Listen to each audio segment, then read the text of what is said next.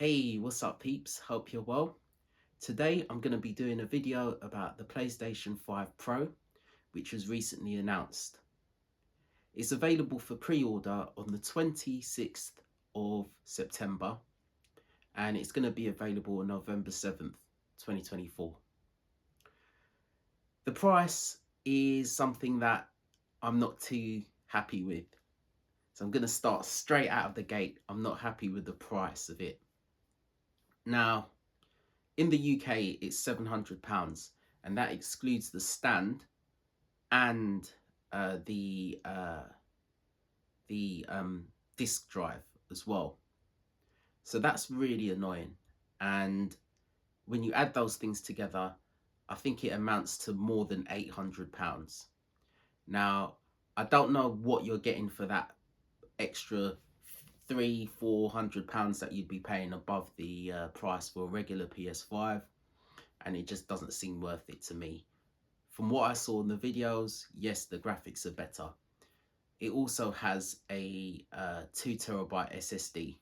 That's good, but the graphics aren't terrible on the PlayStation 5, the regular PlayStation 5. And I wonder if people will have the hardware to go with the PlayStation 5 Pro. Most people won't.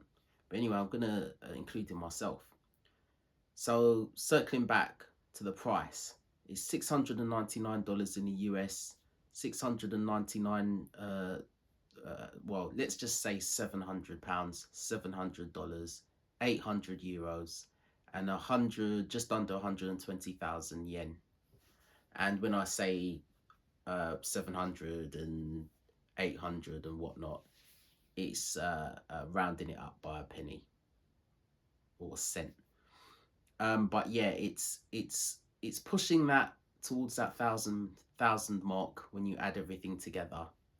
And you know, it is being released with Astro's Playroom pre-installed, which is meant to be one of the best platform games out right now. But you know, and it probably will take advantage of the PlayStation Pro's graphics, but I'm just not impressed with it even being released now. I mean, it could probably have waited until next year. But let me tell you, it's got an upgraded CPU, which is 67% more compute units than the current PlayStation 5 console and 28% faster memory. Overall, this now enables 45% faster rendering for gameplay, making the experience much smoother. It has advanced ray tracing, so they've added even more powerful ray tracing so that it provides a more dynamic reflection and refraction of light. This allows the rays to be cast at double and at times triple the speeds of the current PlayStation 5 console. AI-driven upscaling. So they've introduced PlayStation Spectral Super Resolution, and AI-driven upscaling that uses a machine learning based technology to provide super sharp image clarity by adding an extraordinary amount of detail. That's great. That's all good stuff. But you know, when I saw the video of the announcement, the graphics didn't look that much better, to be honest with you. It wasn't a spectacular jump. And you know, they usually release pro consoles, and you know, when I look at, now listen, I like Sony. I like Sony stuff. I think the PlayStation's really good, but I always had this sort of nagging thing with the PlayStation 5 where I felt like they could have made more use of the old franchises, but making new versions of it rather than remakes. So for example, a lot of the games I played on the PlayStation were like remakes of what stuff I've completed. Have been remakes of current old games, sorry, on the plate that were out on the PlayStation 4, and you can download these off of the PlayStation Network. Now the graphics have been massively improved, and it's really good to see some nice, really good graphics on these games that are classics basically. But the issue I have is that they haven't used the franchises that they had before. They've almost put them to sleep, and that's a real shame.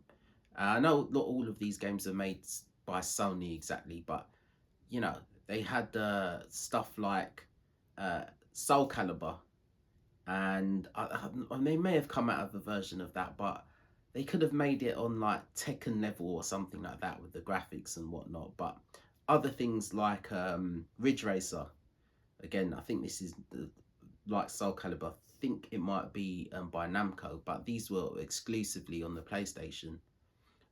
Crash Bandicoot. Now, where the heck is Crash Bandicoot, man?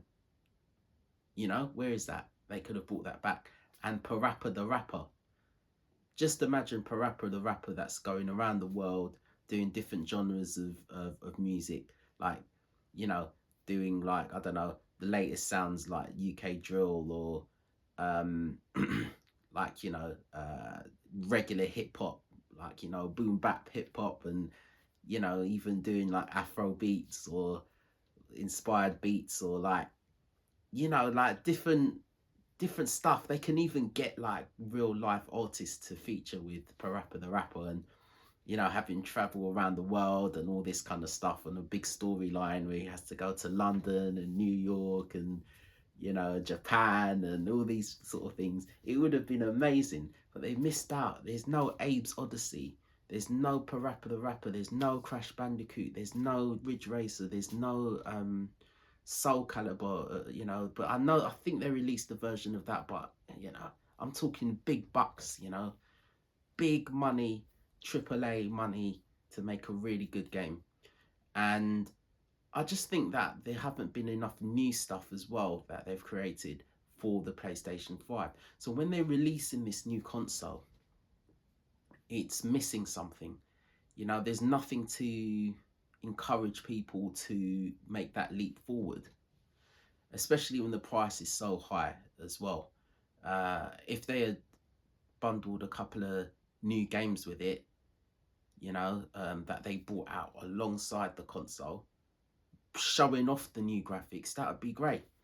But I mean, there is a market for it. It will sell, and I think, well, who knows? It might not sell, but with the user base that PlayStation has developed over decades now, I think they will have a good market to buy it, to people that will buy it. But I just think that Sony is really, like I said, it's a good company, but I think that they are not listening to, not that they're not listening to gamers. In fact, you know what? They're not listening to gamers.